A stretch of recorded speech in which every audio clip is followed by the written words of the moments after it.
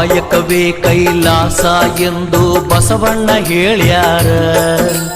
ತ್ರಿಕಾಲದಲ್ಲಿ ಶಿವಪೂಜೆ ಮಾಡಿ ನಿತ್ಯ ಅಂದಾರ.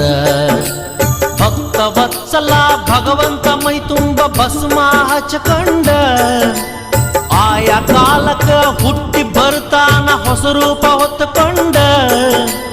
ಭಕ್ತಿಲೆ ದುಡಿದರೆ ಬಂಗಾರ ಕಣ ಇರ್ತಾನ ಕೈ ಹಿಡ್ಕೊಂಡ.